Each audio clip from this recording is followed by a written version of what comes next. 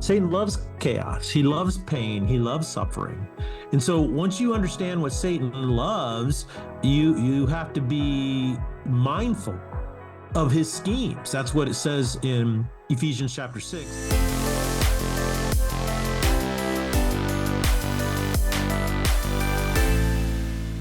Ladies and gentlemen, welcome to the Salty Pastor Podcast. The whole point of this podcast is to help you grow in your faith. When you grow in your faith, everything else in your life comes into focus. As a matter of fact, the more you grow in your faith, the easier it becomes. You grow more confident and courageous in your life. You learn how to overcome obstacles, challenges, and things that are holding you back. In many ways, the more you grow, you see many of the day-to-day problems simply just go away. But in order to grow your faith, you have to realize it takes work. Fluff is not enough. You need to start thinking for yourself, and you need to develop your own set of core beliefs. You need to do your own honor code that you believe in, and that's what the Salty Pastor Podcast is all about, to coach you up to grow into the best version of yourself. My name is Jesse Mayer. I'll be your host, but we cannot do this without the one, the only, and from a remote location today, Salty Pastor himself, Dr. Douglas Peak. Well, hello, everybody. I'm so happy that the Salty crew and I are together once again. This summer, I'm going to be broadcasting from as many different remote locations as I can possibly think up. So that's my plan. So I'm just loving the technology that allows us to keep this thing going, moving, shaking, and bacon. So, which of course, bacon is one of my favorite side dishes.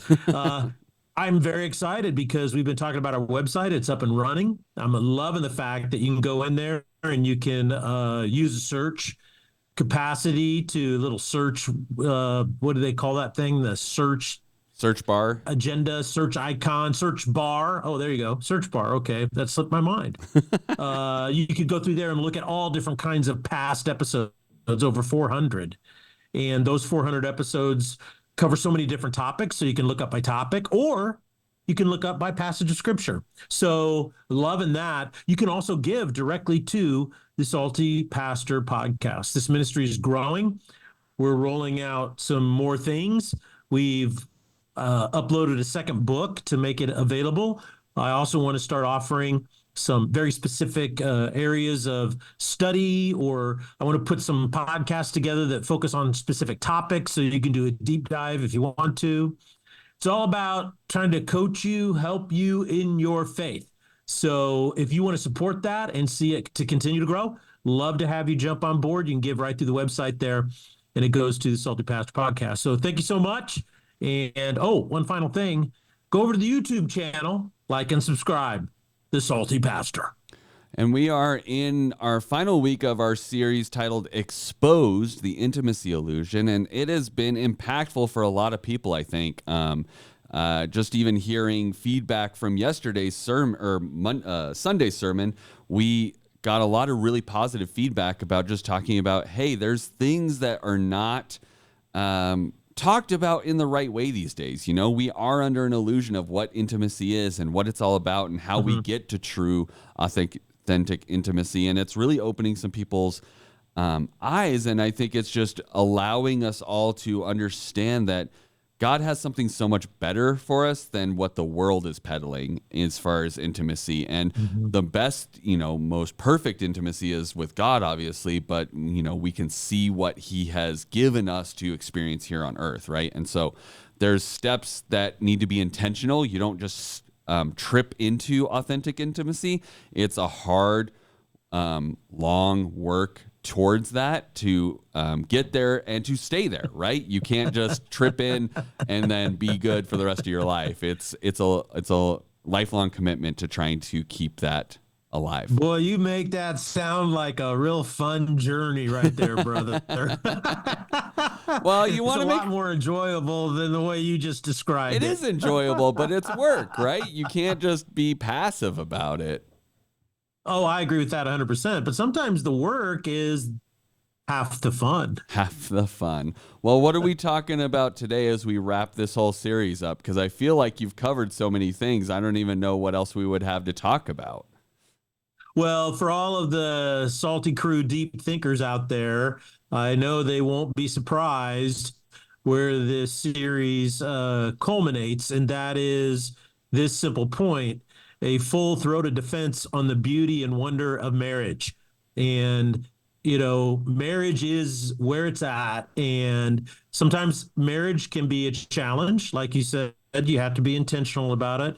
You have to go in with properly aligned expectations, but in the end, it's all about true love. Remember the old movie? Love, Marriage. true love is what brings us True together love. today. That's a reference to Princess Bride right there. So here's a little side note that you guys might like to know, just a little bit of trivia into the Salty Pastor lifestyle. And that is when I was dating Kim, we were talking about how we were getting closer and closer. And we had made, a big deal about when is the first time we're ever going to say I love you to each other, because we knew once you say that, it's a big deal. And so we had seen The Princess Bride. So the first time I ever told her I love you is I had a friend who knew calligraphy. So Okay. he typed up this little sheet, a little piece of paper that said "As you wish," and I As gave it to her. you wish. Another Princess Bride reference. Love it. Yep, and that was the first time I ever told Kim that I loved her. But Aw.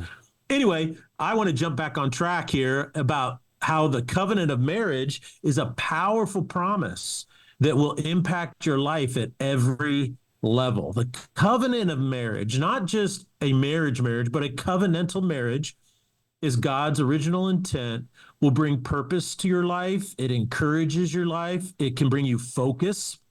It can inspire you. Uh, it can bring the ultimate fulfillment to a man's heart as well as a woman's heart. When you look at the research on how males think, what motivates them, how their value systems are developed, you find incredible spiritual, emotional, and intellectual creatures, these things called men. Mm-mm. And the marriage covenant is designed to bring out the best of all of these qualities within a man.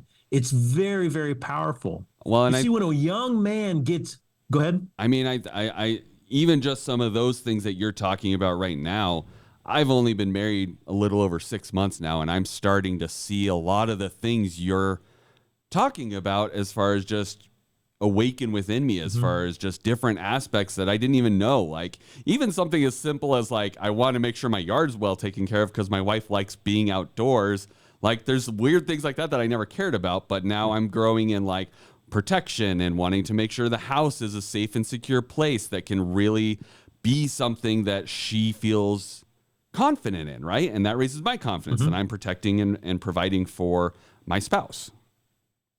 Well, what you're describing is when a young man gets married, and you are young, You from qualify my as reference me, point, I'm young. you're young.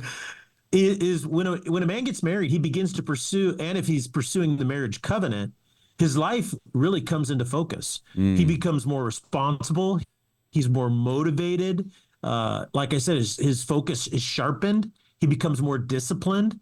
He's able to endure more, persevere through things more, because now he has a reason for all of his hard work. Throughout his life, all research shows that if a man is pursuing the covenant of marriage with his wife, he will be happier. He will be more fulfilled. He'll be more productive. He'll be more sexually satisfied. He'll even have a deeper capacity to bond. So he'll contribute more to his community. He's more community minded. mm, Just like you said, well, maybe the front yard needs to look a little bit better, but that extends to the quality of schools, the quality of systems and right. institutions. He cares about that, right? He might join the neighborhood watch because these are things that matter to him now. A man will become the best version of himself this side of heaven.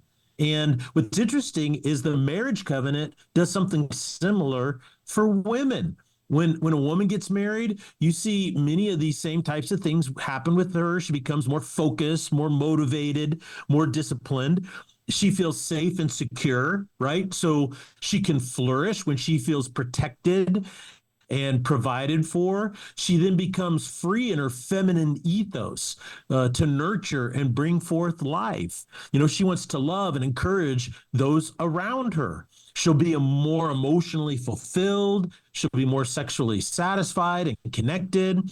And at the end of her life, all research shows this to be true, that what she will think about the most, what she will value the most, will not be how many hours she put in writing a brief in her corporate job, but it will be her marriage, her children, and her family.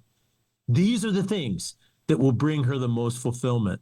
So the marriage covenant is so powerful in how it improves our lives and makes us better people.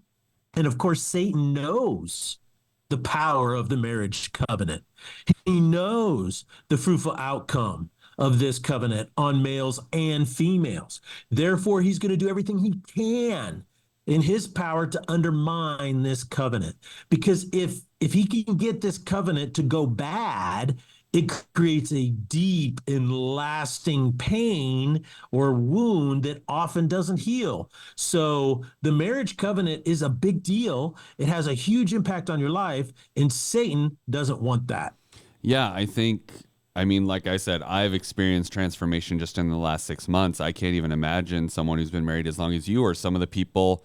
We had a couple of the elders at my wedding, and some of them have been married, since Noah got off the boat, it seems like. But I mean, well over 40 years. Yeah, yes, they've had long, fruitful marriages, and I'm blessed to have so many amazing people who are modeling authentic covenantal marriage around me, so that I can be basing my marriage off of learning how they are thriving and surviving in this particular area, because there are so many bad examples in the world of bad marriages, and so many broken families, and so much bitterness around even the idea of marriage. Some of my friends have been married multiple times, and now they're just sort of going, I just am not going to do marriage anymore. Like, it's not worth it. And it's like, it's hard for me as someone who's like, young love, marriage, like, this thing's awesome. I don't know why you wouldn't want to do this all the time, but it's like, I think it's the way you pursue it. You have to be intentional. You have to understand it's not just in the good times, and it's through the bad times as well, right? And it's like, it really is transforming how I see myself, see the world around me. It's transforming what I believe about myself. It's transforming my wife and what she believes about herself. It's not just her anymore. It's not just me anymore. It's us. Like, there's just so many things that are changing. So it's like, this series has been great for us, even though we're kind of at we're still in the honeymoonish phase. Like, it's good for us to know, hey, these are good skills to take as we go forward, because it's always going to be great, but there are going to be hard times, right? Sure, absolutely. So, I mean, with the power of how transformational it is, it really does make sense why Satan wants to disrupt it, because you can become some of the best person. What you said, you could be the best version of yourself this side of heaven if you're in alignment, doing the right thing. But it could also turn you into the worst version of yourself if things are out of alignment and it's going bad, right? And that's where he wants us. I've over the course of my ministry, almost 40 years full time in the ministry, you see over and over again many people who go through a marriage dissolution, and you have to walk that path and with these people. And one of the things that is always the case is people say, "Man, I'm so hurt, or I'm so wounded, and I'm not the person I want to be." Their behavior is out of control in some ways. They get angry and they do things and say things and act ways that are just not who they think they are. And so Satan loves that. Satan loves chaos. He loves pain. He loves suffering. And so once you understand what Satan loves, you have to be mindful of his schemes. That's what it says in Ephesians chapter 6, beginning in verse 10. It says we have to be mindful of the schemes of the devil. And so that's why in chapter 5, right before chapter 6, Paul lays out a really deep and rich teaching about the covenant of marriage and its original intent. Oftentimes, though, people are so focused on the teaching, they forget the most important principle. And that is when you study the scripture, you have to study it in context. And when you study these letters, a lot of times what people is they pick up in the middle of the paragraph or the middle of the thought, right? They don't go back to where the thought actually begins.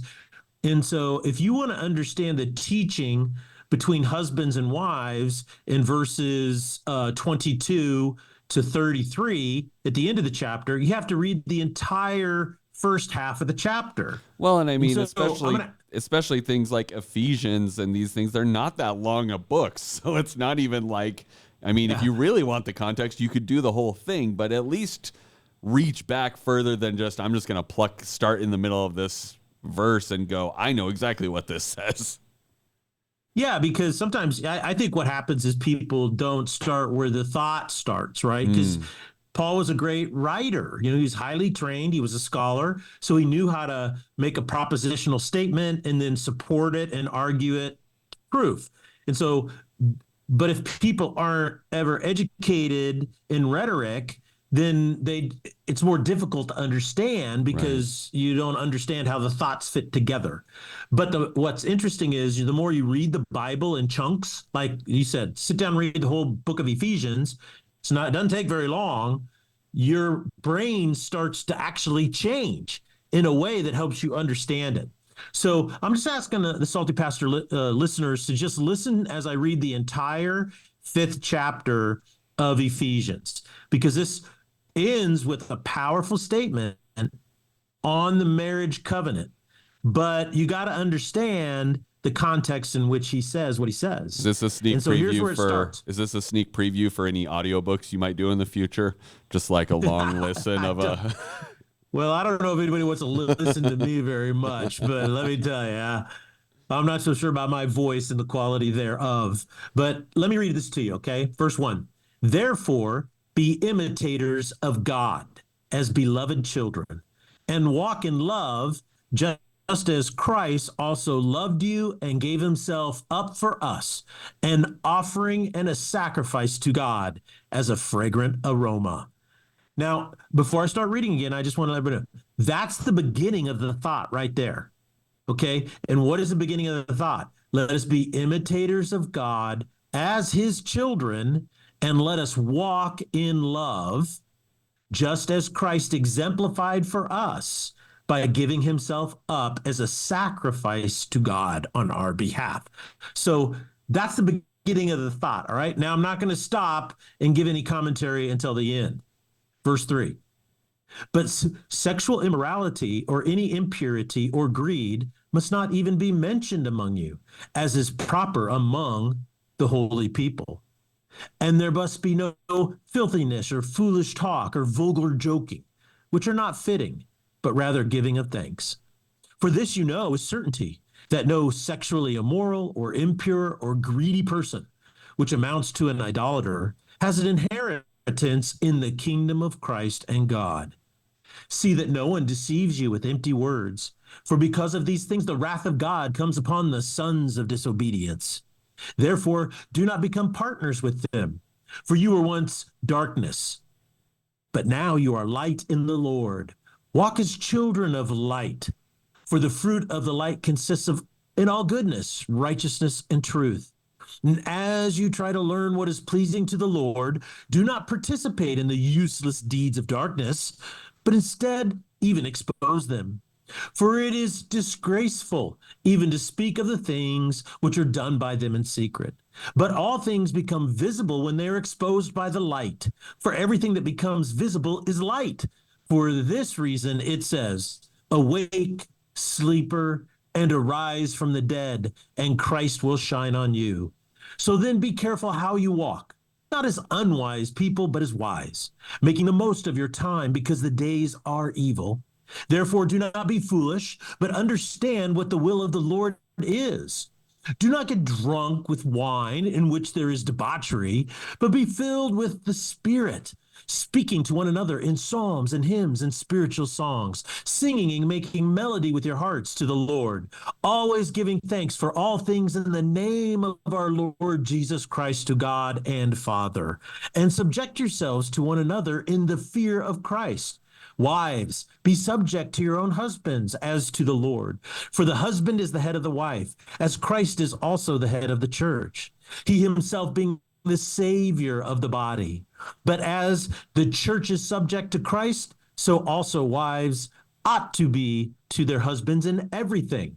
And husbands, love your wives, just as Christ also loved the church and gave himself up for her, so that he might sanctify her, having cleansed her by the washing of water with the word, that he might present to himself the church in all her glory, having no spot or wrinkle or any such thing, but that she should be holy and blameless.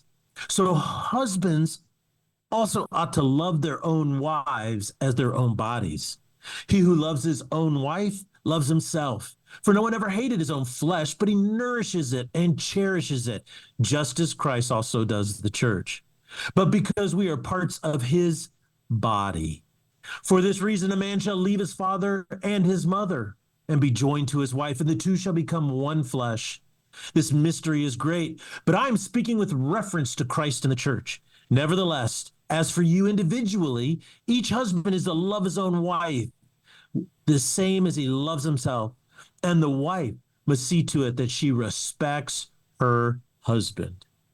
Now, notice the following things as I read throughout the entire context of this. Number one, all of the verses surrounding what he says about the marriage covenant have to do with our relationship to God and why we are walking in this new life. Verse 1, be imitators of God as beloved children and walk in love.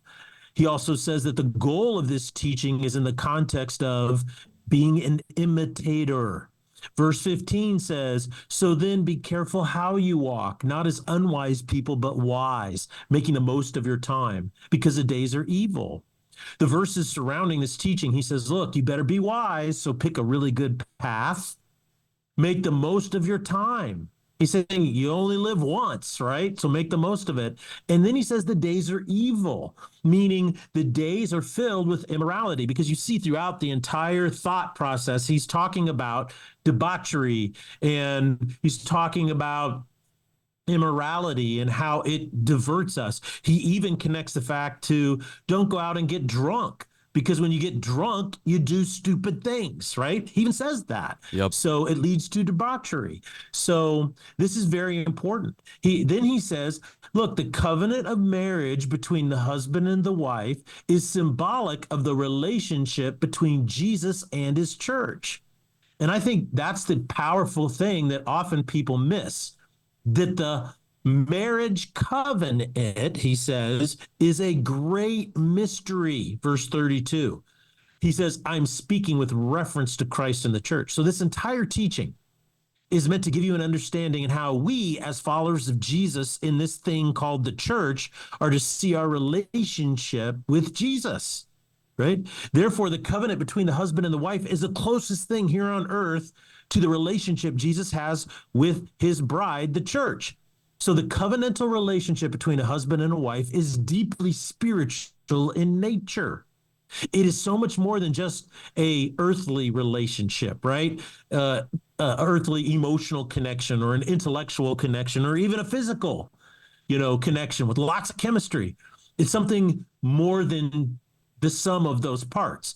It is an exponential multiplication of a spiritual thing that is happening. And that is, it allows us to understand Christ's relationship to his church. So if you make every effort to intentionally pursue this contract of this covenant of marriage with your spouse, then you're going to experience things in your life that you never imagined. I guarantee you will become the best version of yourself this side of heaven.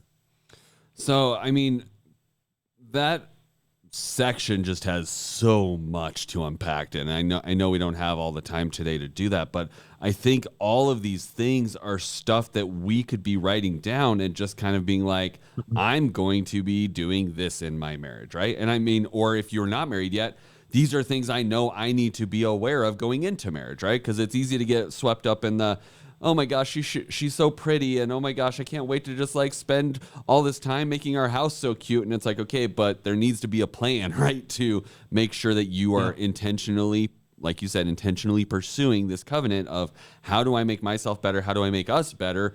That we can be a representation, and I can chase after her as much as I want to chase after God, right? Like, we pour into that marriage that way. It's going to also discipline us to be like, this is how I should be pursuing God. I should be pursuing God, my relationship with God, first and foremost, as more than I'm even pursuing my relationship with my wife, right?